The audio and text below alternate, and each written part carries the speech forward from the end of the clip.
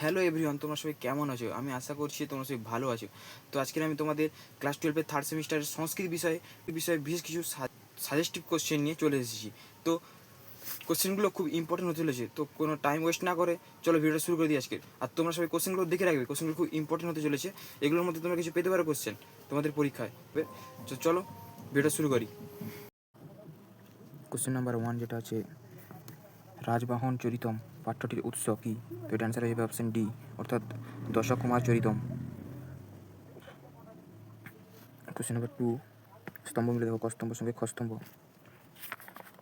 যেটা আছে, যেটা অ্যান্সার হবে অপশান সি, অর্থাৎ একেরটা সি, দুইয়েরটা ডি, তিনেরটা এ এবং চারেরটা বি, অর্থাৎ সঠিক অ্যান্সার সি। তারপরে কোশ্চেন নম্বর 3 যেটা আছে, চার্ট। তো কোশ্চেন নম্বর 3-এর উত্তর হয়ে যাবে অপশান সি, অর্থাৎ মহারাজ মানসারের কন্যা, অপশান সি রাইট অ্যান্সার।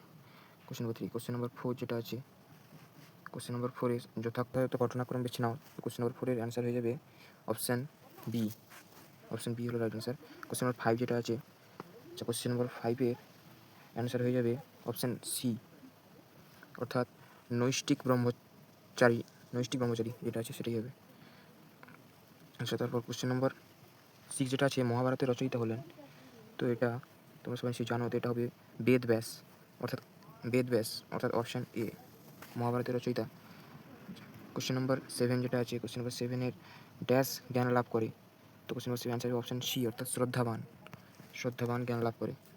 আচ্ছা, তারপর যেটা আছে কোশ্চেন নম্বর 8, বিবৃতি ও কারণ দেওয়া আছে। কোশ্চেন নম্বর 8-এ তোমাদের অ্যান্সার হবে অপশান বি, অর্থাৎ এ ও আর উভয় ঠিক এবং আর এ এর যথাযথ কারণ। কোশ্চেন নম্বর 9 যেটা আছে, কোশ্চেন নম্বর 9-এর অ্যান্সার হয়ে যাবে অপশান এ, অর্থাৎ গীতা পাঠে পরম শান্তি লাভ হয়, এটা সত্য। তারপর দেওয়া আছে গীতা পঞ্চতন্ত্রের অংশবিশেষ, এটা মিথ্যা। তারপর দেওয়া আছে সমস্ত শাস্ত্রের সার গীতা, এটা সত্য। তারপর দেওয়া আছে গীতার বাণী মর্মস্পর্শী, এটাও সত্য, অর্থাৎ সঠিক অ্যান্সার হবে অপশান এ।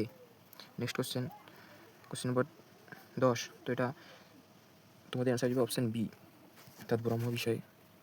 তারপর যেটা আছে 11 নম্বর, অভিজ্ঞান শকুন্তলম নাটকটির লেখক হলেন। অভিজ্ঞান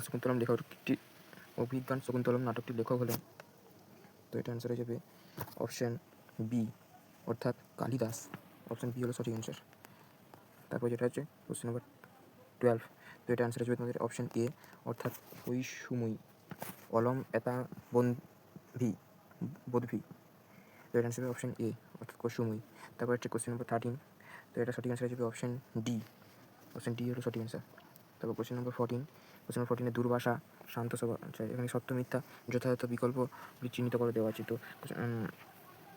প্রথমে আছে দুর্বাসা শান্ত স্বভাবের ঋষি, তো এটা তোমাদের হয়ে যাবে ভুল। তারপর দেওয়া আছে দুষ্মন্ত গুণবান পুরুষ, তো এটা হবে ঠিক। শকুন্তলা কোমল হৃদয়া নারী, তো এটা হবে ভুল।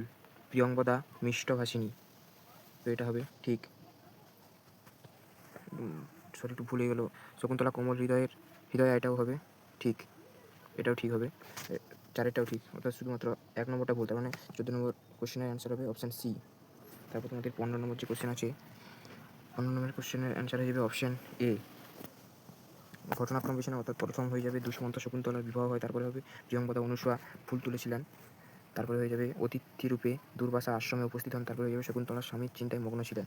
আচ্ছা, তারপরে যে কোশ্চেনটা আছে তোমাদের 16 নম্বর, তো 16 নম্বর কোশ্চেনের অ্যান্সার হয়ে যাবে অপশান বি, অর্থাৎ মতুপ, বুদ্ধি প্লাস মতুপ সমান বুদ্ধিমত। আচ্ছা, তারপরে 17 নম্বর যে কোশ্চেনটা আছে তোমাদের, 17 নম্বর কোশ্চেনের অ্যান্সার হয়ে যাবে অপশান, তো 17 নম্বর কোশ্চেনের একেরটা হবে বি, আচ্ছা দুইয়েরটা হবে এ, তিনেরটা হবে ডি এবং চারেরটা হবে সি, অর্থাৎ সঠিক অ্যান্সার হবে অপশান এ। 17 নম্বর কোশ্চেন সঠিক অ্যান্সার অপশান এ। তারপর 18 নম্বর যে কোশ্চেনটা আছে আমাদের, 18 নম্বর কোশ্চেনের, আচ্ছা একেরটা হবে ঠিক, প্রশস্য প্লাস ইষ্টন, এটা হবে সত্য। তারপরে যেটা আছে মায়াবী প্লাস ইষ্টন সমান মাইষ্ট, এটা হবে মিথ্যা।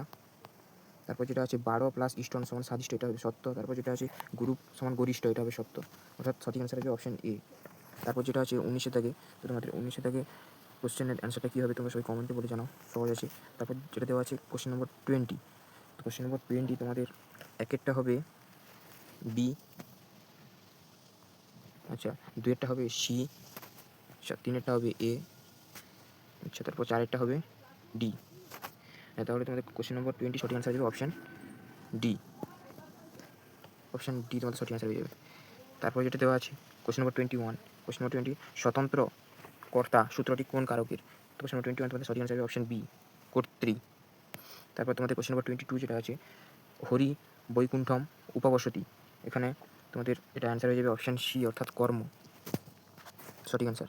তারপর যেটা দেওয়া আছে 23, তো কোশ্চেন নম্বর 23 তোমাদের একেরটা হবে বি, দুয়েরটা হবে এ, তিনেরটা হবে ডি, চারেরটা হবে সি, অর্থাৎ সঠিক অ্যান্সার হবে অপশান এ। কোশ্চেন নম্বর 23 সঠিক অ্যান্সার অপশান এ। তো কোশ্চেনগুলো ভালো করে দেখে রাখবে। আচ্ছা তারপর যেটা দেওয়া আছে কোশ্চেন নম্বর 24, তো কোশ্চেন নম্বর 24 তোমাদের সঠিক অ্যান্সার হবে অপশান সি, এটাই হবে সঠিক অ্যান্সার। তারপর যেটা দেওয়া আছে কোশ্চেন নম্বর 25 কর্তৃকারক সত্য মিথ্যা নির্ণয় করতে বলেছে কোশ্চেন নম্বর 25-এ। তো এটা যেটা আছে এটা একটা কর্তৃকারক প্রথমা বিভক্তি এটা সত্য।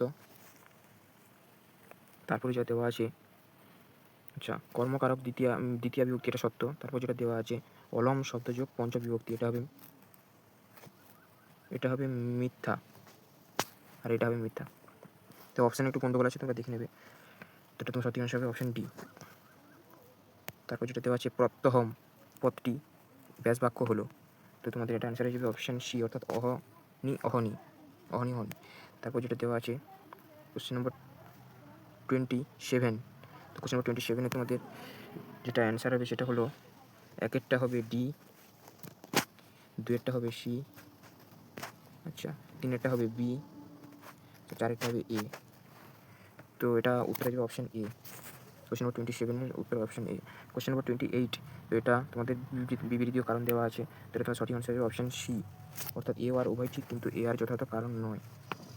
কোশ্চেন নম্বর 29 যেটা দেওয়া আছে সেটা তোমাদের সঠিক অ্যান্সার হয়ে যাবে অপশান বি অর্থাৎ ষষ্ঠী বিভক্তি একাংশবাচক উভয়বাচক, তারপর উত্তর পদ, এটা তোমার সঠিক অ্যান্সার কোশ্চেন নম্বর 29-এর। কোশ্চেন নম্বর 30, কোশ্চেন নম্বর 30 এর সত্য মিথ্যা যেটা বিবেচনা করতে বলেছে, তো এটা তোমাদের দানে বীর সমান দান বীর এটা হবে সত্য, মেঘাত মুক্ত সমান মেঘ মুক্ত এটা হবে সত্য, হংসানাং রাজা সমান হংসরাজ এটা হবে মিথ্যা, ব্যাসায় কৃতম সমান এটা ব্যাসকৃতম এটা হবে মিথ্যা, অর্থাৎ সঠিক অ্যান্সার হবে অপশান বি। কোশ্চেন নম্বর 30 সঠিক অ্যান্সার হবে অপশান বি। কোশ্চেন নম্বর 31 যেটা আছে সেটা অপশান হবে অপশান নম্বর সি সংস্কৃত সাহিত্যিক সংস্কৃত ভাষা নিয়ে সাহিত্য চর্চা করেছেন। তারপর যেটা আছে 32 কোশ্চেন নম্বর 32 যেটা আছে সেটার মধ্যে হয়ে যাবে আচ্ছা একেরটা হবে সি, দুয়েরটা হবে ডি, তিনেরটা হবে এ, চারেরটা হবে বি। অর্থাৎ কালিদাস পূর্ববর্তী কবি এটা হয়ে যাবে ভাস, কালিদাস পরবর্তী কবি এটা হয়ে যাবে ভবভূতি, ভবভূতির পিতা তো এটা হয়ে যাবে নীলকণ্ঠ, নাট্যশাস্ত্রের রচয়িতা তো এটা হয়ে যাবে ভরত মুনি। ভালো করে দেখে রাখবে, এই বিশেষ করে নাট্যশাস্ত্রের রচয়িতাটা একটু ইম্পর্টেন্ট আছে, তোমরা সব দেখে ভালো করে। তারপরে যে কোশ্চেনটা দেওয়া আছে কোশ্চেন নম্বর 33, তো এটা সত্য মিথ্যা আবার বিবেচনা করতে বলেছে, তো এটা তোমাদের একেরটা হবে মিথ্যা, তারপর এটা হবে যা রঘুবংশ একটি মহাকাব্য এটা হবে সত্য। আচ্ছা তারপর যেটা দেওয়া আছে ঋতু সংহারম একটি গীতিকাব্য এটা হয়ে যাবে সত্য। তারপর যেটা দেওয়া আছে কুমার সম্ভব একটি নাটক, তো এটা হয়ে যাবে মিথ্যা, অর্থাৎ তোমাদের অপশান অনুযায়ী অপশান এ হবে সঠিক অ্যান্সার।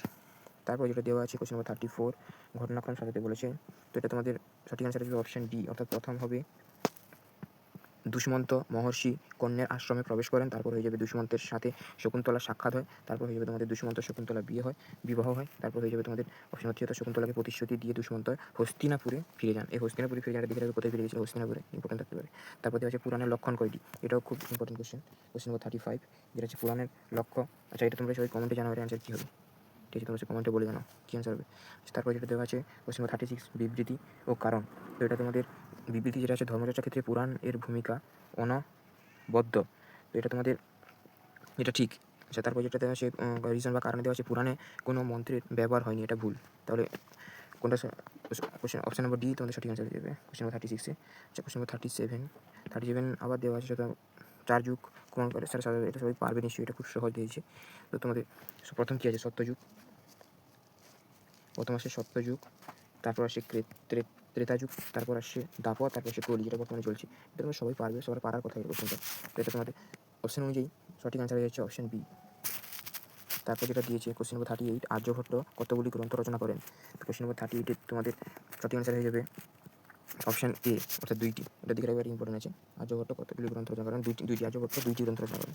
তারপর এটা আছে কোশ্চেন নম্বর 39, তো 39 তোমাদের সঠিক অ্যান্সার হয়ে যাবে অপশান সি, অর্থাৎ ঋণাত্মক হবে। তারপর কোশ্চেন নম্বর 40, সত্য মিথ্যা আবার বিবেচনা করতে বলেছে।